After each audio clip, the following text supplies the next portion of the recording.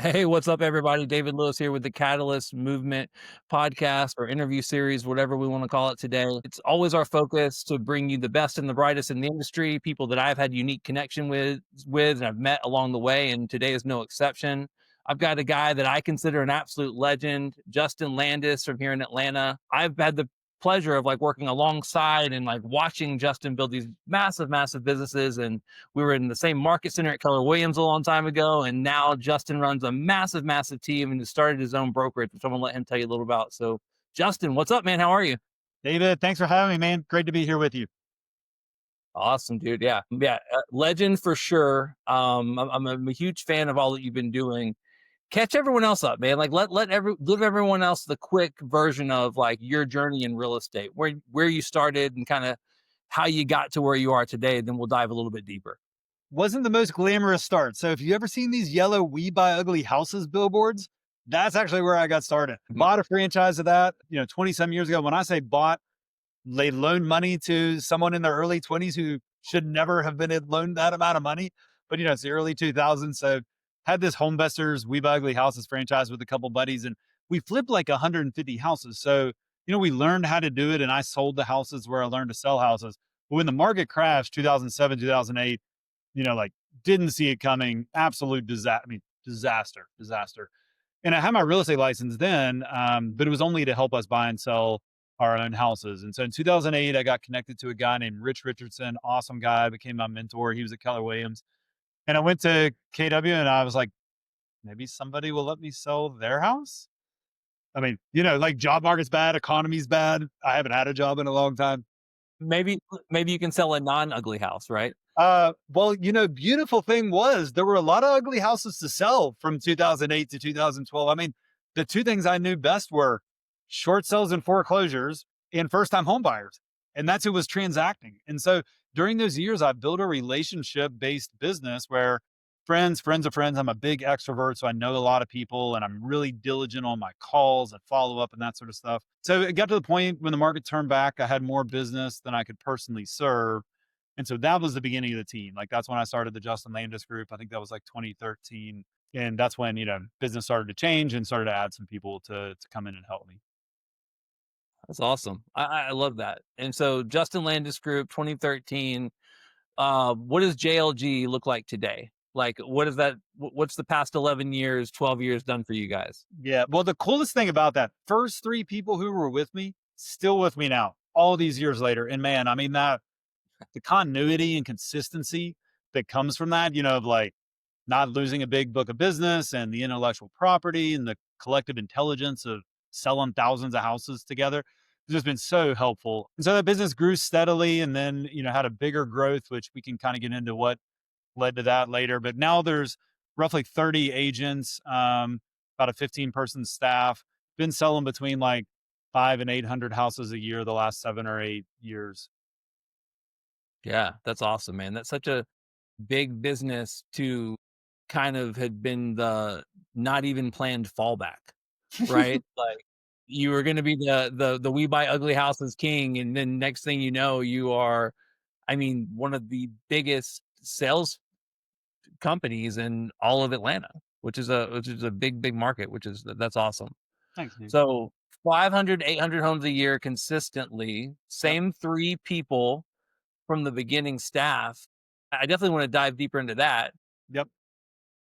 But let's kind of put a bow on your journey. You got the JLG, it's gotten really big, but you also stepped out and started your own brokerage. What year was that?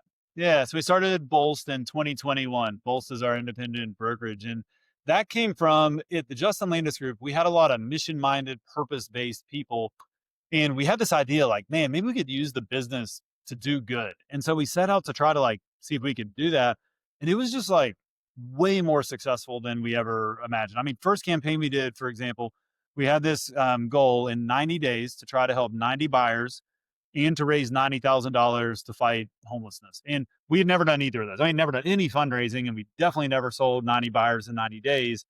And we set out to do it and accomplished it. I'll never forget. This is the best professional day of my career. 4:09 on the 90th day, we got our 90th buyer under contract. We came into that day, we had 3 offers out, needed 2 contracts.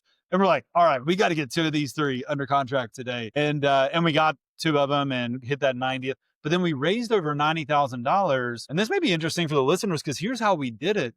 We went to all, no one person donated a humongous amount, but we went to all our transaction partners, lender, attorney, mover, inspector, natural gas provider, homeowners insurance agent, home warranty company, stager, everybody we work with. And we're like, hey, over the next 90 days, when we do a transaction together, will you guys, will you guys make a donation to fight homelessness? We're going to do the same thing. Our agents are doing the same thing. So like everybody collectively, we raised over 90 grand and it was donated to the Atlanta Mission, which is a great organization that fights homelessness in Atlanta. They had Awesome. the idea, let's share this story with our donors and challenge them to double it. I'm not making this up, David. One person made $100,000 donation in response to an email about that. And they That's raised awesome. 180,000 more dollars from an email campaign, 270 grand raised, sold more houses than we'd ever sold. And we were like, oh, purpose-based business is good business. This is like the way to do it. It's like it was such a motivator for people and it was so inspiring and it started to really it's not the only reason JOG had like really big growth the next couple of years, but it started to attract the type people that were like a great fit for the organization. And it was a big motivator and even retention. People who might have gone out on their own are staying to be a part of something bigger, Yeah. than themselves. And so when we decided we were going to leave Keller Williams, which we were there for a long time, and my experience there was awesome, but we just decided it was time to go somewhere new. We actually didn't plan to start Bolst. That wasn't the plan. We interviewed at other brokerages, and there are other good brokerages. Um, I'd actually never really interviewed anywhere else. And so that was actually kind of eye opening. I was like, oh, there are other good brokerages out there. Like people are doing good business. We wanted to be at the Patagonia, Chick-fil-A, Ben and Jerry's, Thrive Coffee, Clean Canteen of real estate brokerages where the brokerage is doing good business, but the brokerage existed to do good. And so that's why we decided, we just didn't find it. We were like, maybe other people will want the same thing. Maybe we could create a brokerage that is good, but is made to do good. And so, both the mission is housing for everyone. It's a benefit corporation. That's like the actual corporate designation. And so it's like, governed and taxed like a C Corp, but it has a public benefit to fight homelessness and increase home ownership in underserved communities. And so, yeah, we launched Bolst in the fall of 2021, had about 45 agents. And we just set out to say, hey, maybe we could build something that could be good and do good at the same time. I love that. And so how many agents are you at now at Bolst? Yeah, we're at about 300, like a little over 300. Our first office for those in Atlanta, it's like downtown by Ponce City Market. We opened a second office in Alpharetta last year. And yeah, we're like 300 agents. We should be this month across the $1 billion in sales this year for the first time. So that's kind of like a milestone, to surpass. And one of the coolest things about building the brokerage, and I was hopeful this would happen, but the type person who joins a purpose-based brokerage, generally speaking, wants to help people or like Yeah. he just probably wouldn't be here, like it's not the right fit. But it's cool to see the culture that's created when you have so many people that they want to make a difference, they want to help people, they want to share. And so, in addition to like the work of building out the brokerage, I like to work, I like to build things, I like to try things. But it's been awesome to see the group of people that it's attracted and that it's grown here in Atlanta. Yeah. It's such an amazing thing to watch. And I mean, so many questions I have about the all things. But I do think it's important to note that like this wasn't what you set out to do. In either case, in either case, yes. Yeah. In either case, like this isn't what you set out to do. The brokerage wasn't even like on your backup plan, right? Like it was this thing. And I think we get caught up in like, we were talking about Keller Williams. Gary Keller said something like really, really impactful to me one time when we were doing a coaching session. And he said, you got to quit trying to win the day or the week or the month. Like you're trying to win life. And like that really resonated with me and kind of stuck with me because it's this thing where like if you write 10 of your best ideas down on the paper, like your first one's probably not your home run. Like Yeah. it's never like life doesn't work that way. Like you always end up in a place that you didn't see coming and you could hit your home run with, in this case, an idea that you wouldn't even put on the paper in the first place. Like you never know where you're going to end up. Yep. So don't take too much credit for the wins and don't, beat yourself up too bad for the losses because like it's all part of the journey. And I love that like you're like a walking endorsement for that because this thing that you would say is like, I don't know, probably a huge part of your legacy, on the business side of things is like a thing that you didn't even plan for, which is awesome. Yeah. Yeah, I mean, that's great advice from Gary, and, yeah, as I look at, like, kinda how some things have gone, some things are planned, but some things completely unplanned. I mean, fi to your point, 5 years ago, I had never heard the word Bolst and thought that I would never own a brokerage, So, I mean, it's like and now it's, like, such a, part of my life, and, there's, a lot of other people involved, and it's a part of their life, and so I think that for me, a lot of these cases, I've tried to listen to wisdom from people, and try to keep like my mission going straight, but realize the model might change. I mean, like the Right. way to get there might be different. And that's okay as long as generally speaking, what direction you want to go. And for me, I mean, I learned early on in real estate, I love helping people, and real estate's the medium through which I get to do it. And it's a great medium to help people for anyone in the industry. And a lot of people are like that in the industry. Why they got into real estate is they wanted to help people. It's a great medium to help people because it matters a lot. Like where you live matters, your community matters, financially, it matters. And then in the role that we get to be in if we're helping agents or growing agents' business, their career matters, their income matters, their savings matters, like their lifestyle matters, like all of that stuff, the time they get off with their family. So it's an awesome industry to be able to help people. But how we do that, that may change. I mean, that can change over time. And I think we better off being okay with that, but still moving towards what we care the most about. Yeah, I think too, you really, really like when you did the 90 buyers in 90 days and, Mhm. raised a gazillion dollars for homelessness in Atlanta. Like, I think you really touched on something that, like, this is probably the core difference between you and I, possibly, is that you are very optimistic and I'm probably pretty, we'll say cautious. Maybe pessimistic's not the right word, right? Like, there's this thing in every transaction. Mhm. And for me, I'm like, man, there's so many ways this deal could fall apart. We got a buyer, we got a seller, we got a buyer's agent, we got a listing agent, we got a closing attorney, we got a lender, we got a buyer's uncle who may have sometimes swung a hammer at one point in time and wants to do the inspection. We've got an inspector. And like me, I'm like, oh my gosh, like there's all these different personalities and people, and like they could really all get in the way of the deal. And it's not wrong. Like there is a factual statement, right?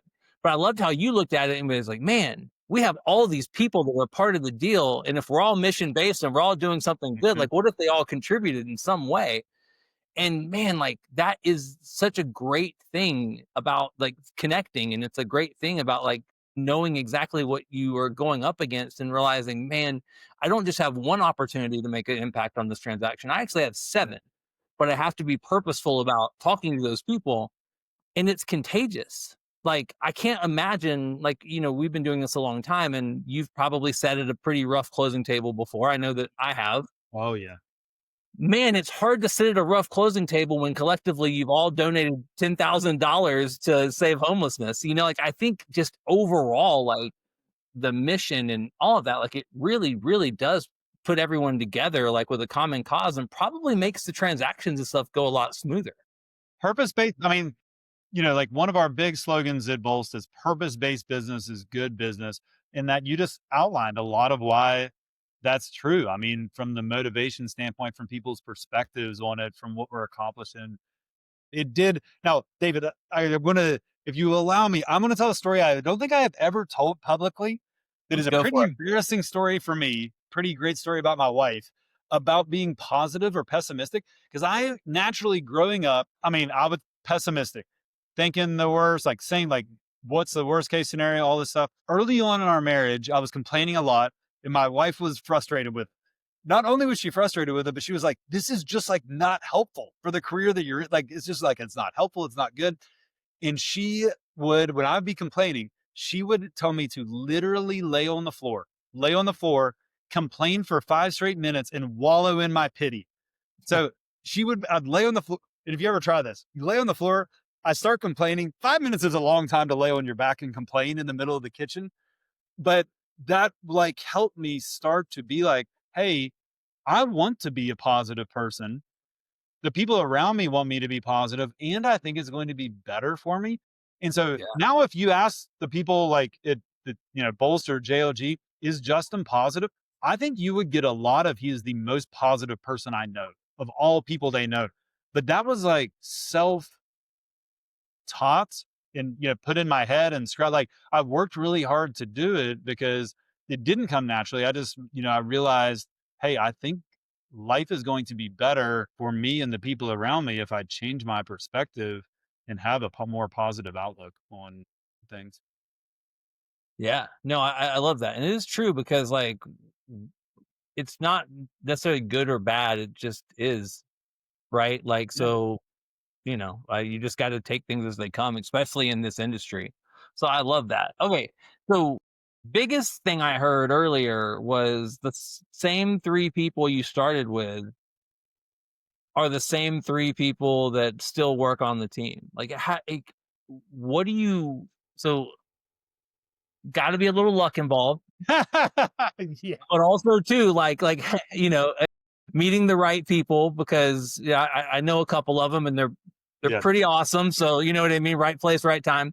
But also Mhm. too, like, how do you keep that level of talent, right? Like, even if you luck into it, right? Like, we can all luck into one thing, but then nurturing that relationship and keeping that person to stay in business with you, keeping them challenged, keeping them compensated, keeping them like all of those things, like, dude, Yeah. what is that journey like? Like, what have you learned? Like, where did you mess up? Like, obviously not too bad because the three of them are still there, but talk me through that. Yeah, I mean, lots of luck. And I mean, now, I've spent a lot of my career trying to figure out how to hire the right people and have the highest success rate. But early on, these folks, like, there was not like some fancy hiring process where, like Right. we found the needle in the haystack person who's going to fit the best with me for their life. It was really eye opening that first year, though. So, like, from a mindset perspective, this was helpful for us staying together. That first year we were together, there was myself, Jared Thomas, Ashton Ernst, and Amanda Shalashi. And Amanda was doing all the admin. Jared and Ashton and I were selling houses. And I think we sold 130 houses maybe between the three of us that year. And Jared and Ashton really young in their career, new in their career. But it was eye opening because especially Amanda and Ashton did things differently than Jared and I, but we were all really focused on the same goal that year, which was nothing fancy, just sell a lot of houses. But when they started doing things differently and they were working, I was like, I would not have done that. And this is better than what I would have done. And Yeah. I started to see, I was like, if you have people working towards a common goal that are good at different things, they actually can do better. Like this is better than if I were doing, even if I had the time to do the work of four people, I would not have done as well as these four people did because they're good at different things. And so that was really helpful for me at the beginning to try to say like, all right, well, I want to keep people who have in my organization because they're going to make parts of the organization better than I could ever make it. So that was really helpful. And then a part of why they've stayed together is, and we've stayed together, is we have been able to grow. And I love growth. And this is one of the biggest reasons I love growth is talented, ambitious people. They want to grow and do more things. And if you don't grow the organization, then that's not for sure. But a lot of them are going to go do it somewhere else, or do it on their own. And so one of the biggest reasons we've been able to stay together is just the fact that things have grown. And so they've been able to grow their leadership, grow their responsibility, um, and that's probably like the thing that has worked the best is I've continued to like try to expand opportunities, grow what we're doing, and that's allowed them to keep taking steps forward each year. And it's not to say that everyone that's ever worked with me has stayed and that sort of thing, but if every year you're making more, growing as a person, growing in your work, I mean, a lot of people will stay in that environment because it's like it's just getting better and it's just getting better. Yeah. I think it's a really good point that I heard one time that it choosing to stay where you are as a leader of an organization, like just like not growing and not pushing for growth Mhm. is very selfish. And they said that, like, because you're actually telling all the people in your world that, like, "Hey, come work for me, but you have to stay a certain size." Yes. And definitely you can't get mad at people when they leave if you've stopped growing as a Mm. leader. And I can say, like, your trajectory has never stopped, which is, like, I think it's probably a really big piece. Like, people like me are like, "Oh, you got lucky."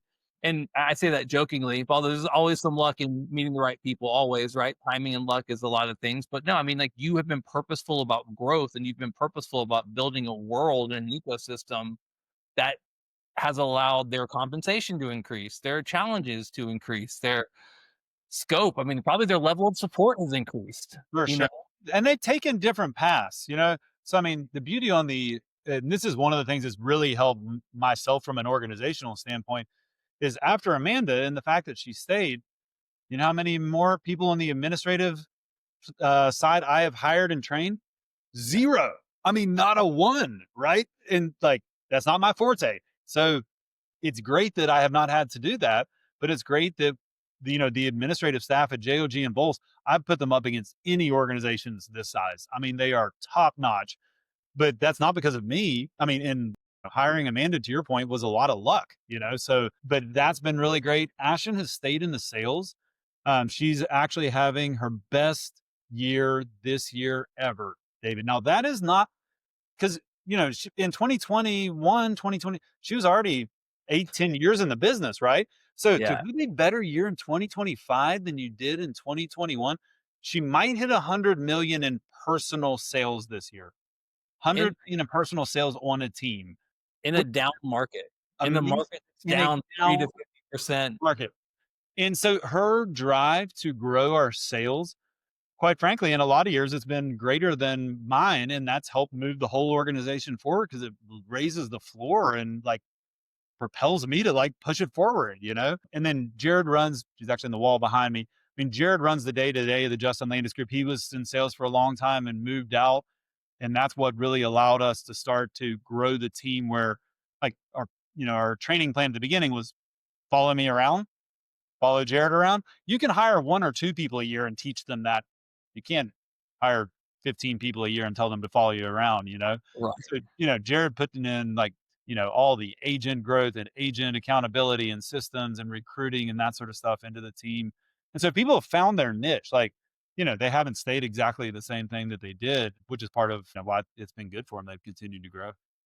Yeah, and I think you guys are a testament to, like, solid business philosophy and solid fundamentals of running a good business because, I mean, a lot of us in the industry looked really good in from the run from 2017 to 2022, 2023, right? Like, it was really easy to look like a genius, during those years, and but then the bottom kinda fell out, and then it's changed, and transactions are down 30, 50%, and all of a sudden, those geniuses are now, like, not running teams anymore and not in real estate anymore. And I think the fact that, like, not only have you guys grown, the scope of opportunity has grown, your people are having their best years yet, is a testament to all of those people, but also the core fundamentals of what you're doing because you aren't running. I've always said, like, most teams in real estate operate like real estate clubhouses, right? Like, they're not really operating like a business. But, like, one thing I've always admired about you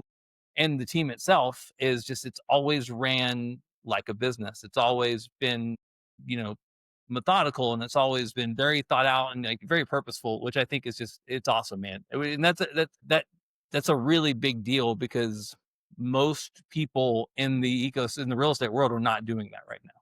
Yeah.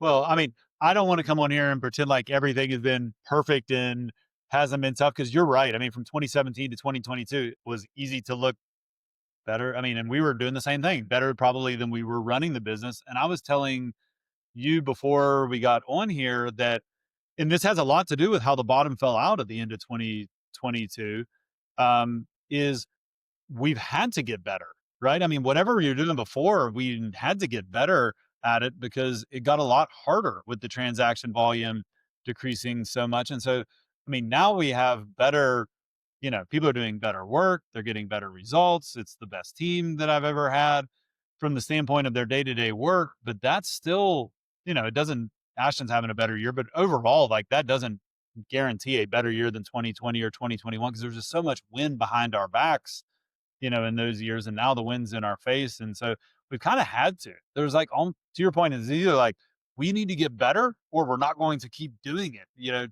type thing, because it did get a little harder, at the end of 2022, and it's been a lot harder since. It has been hard. And so if anyone's listening, I mean, if anyone is listening and hearing like, oh, they're having their best year ever or whatever, I mean, I don't want anyone to think like it has been more work than it's ever been.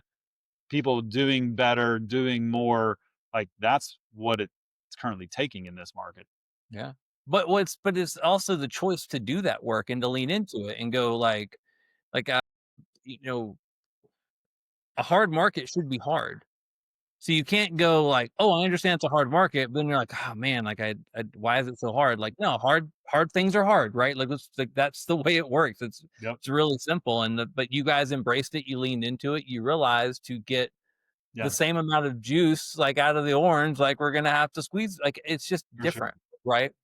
What do you think has been the biggest change, like, that you guys have made as the market has softened a little bit to kind of, like, keep your trajectory? Like, a lot of people have talked about cutting, budget cuts and, like, shrinking things and not spending a lot of extra money. Like, what do you think the biggest thing that has helped you guys not step 1 survive, right, but also thrive a little bit? Like, what are the biggest things? I'll answer these separately. One for Bolst at the brokerage and one for JOG on the team. I mean, on the team standpoint, the biggest change by far at JOG over the last couple of years has been the accountability and conversion of leads. I mean, I don't mean this to sound arrogant, but up until 2022, there were like honestly more leads than we needed. Like not too many leads, but like we didn't have great tracking, great accountability, great follow up because we didn't need to. Like the numbers worked fine for the leads we were generating to the return we were getting. And there was, in a lot of cases, we had a hard time even giving all the leads to the agents. Like there were just too many, not too many, but the leads were plentiful. Right. Then that completely switched. And all of a sudden, everybody wants leads. Like, there are no leads to be had. Everybody wants them. They got a lot more expensive to get. And we're like, oh, well, now that everybody wants them, can we give the same number of leads to somebody who's converting at 40% versus someone who's converting at 11? I don't think so.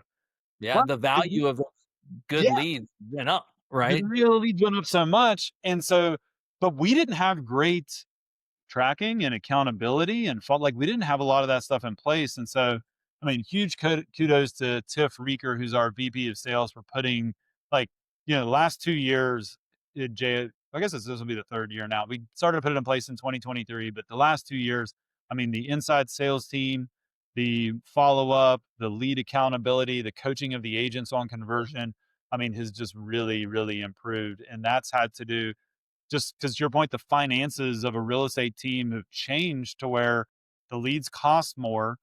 It takes longer to transact. Not as many of the listings are selling even once you get them. And so like that just changes the whole number. So you got to be better at every step of the process. And so that's on JOG has been primarily on the lead side. At Bolst, it's been a focus on recruiting and growing the brokerage. I mean, that is one nice thing about a brokerage is if the brokerage is attractive enough, you can out recruit a down market. Yeah. You know, I mean, if the market's headed down, there's total number of transactions or less, you can add enough agents. And so it bolsters the main two ways that we've done that is one, to make sure the experience is awesome. And, that was like we hit this point, probably a lot of businesses do this, even like our own personal real estate businesses would do this, where at first it bolsters everyone who's joining is my outbound effort. And it's a low conversion rate and it's a lot of work. But then the people who did come have a good experience. Eventually we got to like a critical mass where people started inviting their friends and inviting their agents. And as opposed to every appointment being me calling outbound, people are like, Justin, you need to talk to David. Justin, you need to talk to Joe. And that's because they were having a good experience. Right. And so it's just like in your own real estate sales business, you start to get referrals because you're taking great care of the clients. And so that's been big. And then, we said we use objectives and key results at Bolst as like our goal setting system. And my number one objective for the agents is for us to help them grow their income. Because I mean, I just feel like, man, it's a 100% commission job. If our focus as a Bolst staff is the agents grow their income, like that's got to be one of the best things that we can do for them. And, we Right. had 8% growth last year in GCI per agent. We're up about the same this year. So we're about to have back to back increases GCI per agent these 2 years. And so I think the focus on those two things at the brokerage level, growing, attracting, getting people in, and then helping the agents who are here do better business, like that's allowed us at Bolts to be able, because we launched, 2021, market's easy, fall of 2021. 1 year later, I mean, and I'll be honest at this point, because to your point, in the first year, not that many agents came over in year number one. It was really hard. Then the market turned, and I'm like, man, this might have been a big mistake. Like this is not a brokerage is, a brokerage our model is not profitable with 70 agents in it. And this doesn't look good. So that really made us, really focus on what is our value proposition for the agents to make sure we could grow. And then that focus the last couple of years is what's, kind of led to the 300 that, we've gotten to. Yeah, but, like, kudos to you for not, like, abandoning ship because you it you poured everything into JLG because it was the only thing you had. Yep. And, I mean, I'm being a little elementary here, but, like, it was your thing, right? But that was still like that was a really big, nice business. And then you had a side venture, and it's really easy on the side venture. The moment you hit a little turbulence and it gets a little rainy outside, you go, all right, I'm just going to go back to the nice thing. That thing runs itself at this point. Like it prints money. Like it might not print a lot of money, but it's always printing money. This one's losing money, right? Yep. But that's that whole thing about being mission driven and purpose driven. Like you just put your head down and kept moving forward in both. Yep. And I think that's something that gets lost a lot. I think it's really easy that like John Maxwell says all worthwhile things are uphill and hard things are hard, like you said earlier. So like the fact that you just embrace the hard of the new thing, even in the face of having a really amazing secondary option to run back to, like I think it's a really, really big deal. And now look what's happened in the face of a down market.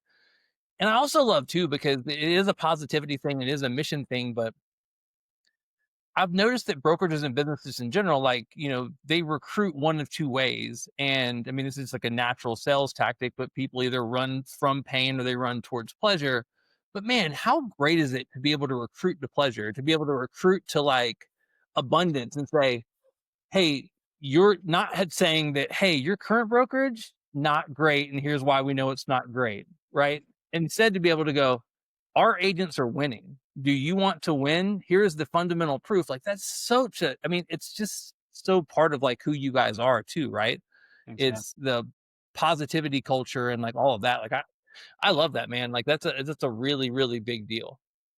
Thanks. Yeah, I appreciate that. It's yeah, I echo all those things. It's been a lot of hard work. It has been uphill, and it's also, you know, been super awesome to see the folks that have come over do well. What do you think? So we touched on it a little bit earlier, and I know I don't have too much more of your time here, but we talked specifically around like a purpose driven business and like how that changes things in the dynamic of a transaction, the dynamic of a business, and the dynamic of attraction when it comes to other agents just being like, hey, we really love it here. What's been the hardest part about being purpose driven? Like when you, or we'll call it mission driven, Yeah. purpose and mission driven. What's been the biggest challenge? Yeah, that's a great question. And there have been some challenges of it. And I think, one hard challenge when when things are up and there's excess, it's easy to be generous and giving and focus on it, right? When things are not in excess and it's really tough, it's like, hey, it's hard to, it can be hard to get to keep the focus you want on it and not get pulled away towards business is hard. We got to sell a house. We got to get an agent, that sort of stuff. And so, I think that has been, that's been one thing. That's one thing about this business is we're not, even though there's a lot of great things that come from it, and generally, if you're in a purpose based business, you're not getting immediately paid from it. Right. I mean, it's not like, it may help the whole thing rise over time, but it's not like, oh man, because we're purpose driven, we're making X amount of dollars next month or on this transaction or whatever. So I think like staying focused on the big picture when the things are hard, I think that's been a little that can be challenging. Then I think like we've navigated this, but I think one thing that's a challenge, another thing that's a challenge for someone in this is to narrow and clarify your mission to what you're purposefully like what you are working because there's so much need, right? I mean, like there's so many great causes. There's a lot of ways that people are helping people and businesses are helping people, but you can't do it all. And so you got to be able to be kind of narrowed down. And we focus specifically on the unhoused. Like, hey, how can we help people who do not have housing? Obtain housing, get into good housing, that sort of stuff. And so it's taken a little bit to narrow because when people hear like, oh, Bolst housing for everyone, like even stuff that is housing adjacent like people will bring to us and my heart breaks for it and I want to help we want to help it all but you can't do everything for everybody all at one time.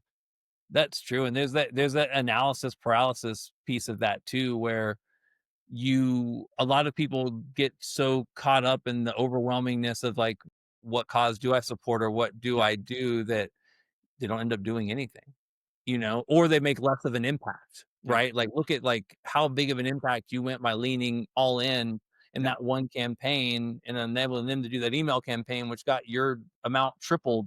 If you had done the same thing and said, "Hey, we'll donate, I don't know, the same amount of money across these 10 charities," like, you wouldn't have had that same impact. You wouldn't have had the opportunity for it. So I think that's a really powerful message. And I think it's smart. I think it's real smart. So I don't know, man, what's next? Like, what is the future of JLD? What does the future of Bolst look like? I do think, and I will say that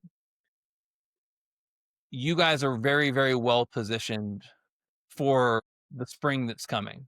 thanks man, I hope so. Like, we've been in winter for a long time, and when spring and summer comes, like, you guys are gonna feast because you have tightened in your core business philosophies, and you are winning now. And man, like, that's gonna be even more exciting to watch because, like, I think we're in the era of like the super titans in real estate, where the big teams become massive and massive teams, like, as the market changes. Because like, I think about when I first met you, and I think about like the group of teams that like were around, like, and Mhm. there, and Yeah, hey man, there's not that many of them left, like, and these are like people who had very businesses like worth envying and looking up to, like, and so the fact that you guys are still kicking and thriving is amazing. So, but what's next, man? What's next for you all? yeah. My dream with Bolst is I want Bolst to become the Atlanta brokerage. So David, you get asked like, hey, what's the local Atlanta brand? You're like, oh, Bolst. I mean, obviously Bolst, they are for Atlanta. They make a huge impact in the community here. They have the best agents. They're serving the clients. They are the Atlanta brand. I mean, I love this city and my heart is for the city. It's for the people in the city. And I think that, my think Bolst is on the way, but my dream is that yeah, Bolst becomes synonymous with Atlanta real estate. That you're like, oh yeah, is the local Atlanta brand. And then from JLG, I mean, I want the JLG agents, and I think that a lot of this we're doing, but I want to keep growing it of like best agents, best careers.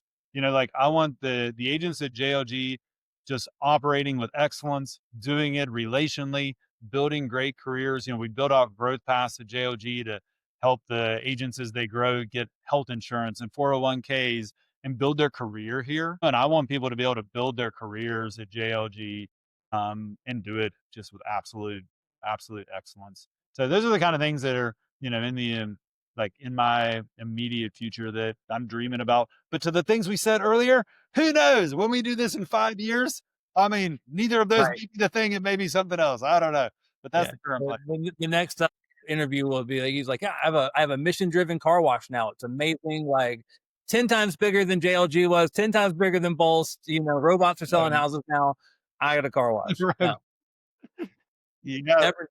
And I love that. Like, what in it won't go too much longer, but what do you think? Like, how do you become the Atlanta brand? Like, what do you do? Like, what do you have to accomplish? I mean, like, not full plan, but like, w- how do you become something bigger in a sea of options?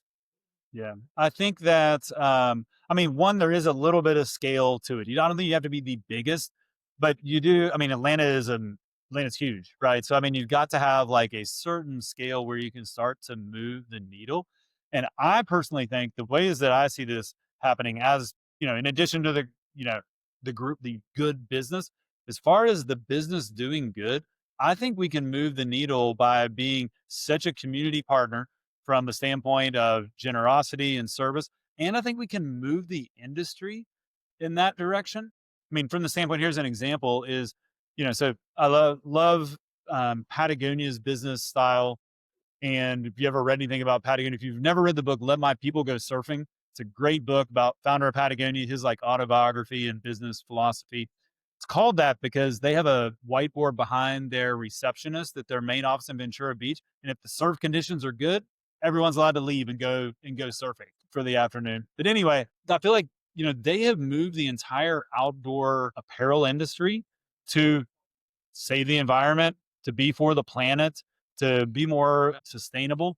And I'd love it if Bolst can do the same here in Atlanta, where it's like unleashes generosity and moves the real estate industry to be like, hey, let's make a big impact in our communities that we're operating in. And people want to do that. Bolst is not the only, like, you know, a lot of other businesses and agents are very community minded, want to make a difference. But I think that there's an opportunity for us to lead the way and kind of model it and show it and like push everybody to do it. And I think if, Bolst gets to the point where it's like, man, Atlanta wouldn't be the same if Bolst wasn't here.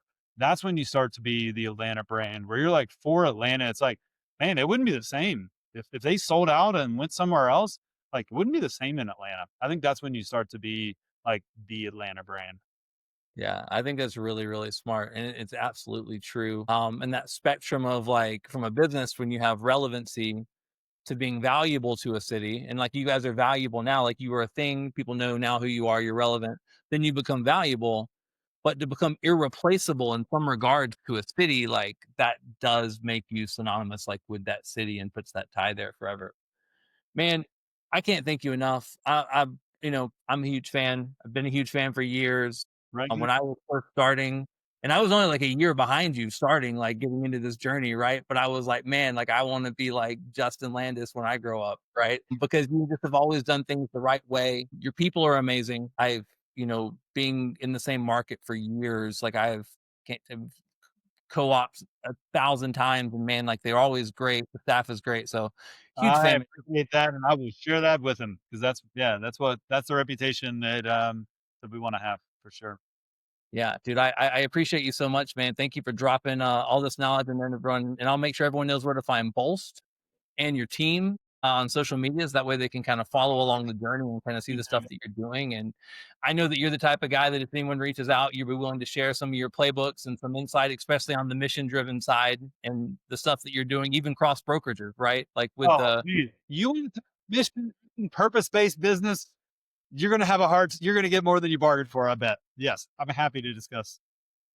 awesome, man. Well, dude, thank you so much for your time, dude. It's been awesome. Alright, thanks for having me, appreciate it.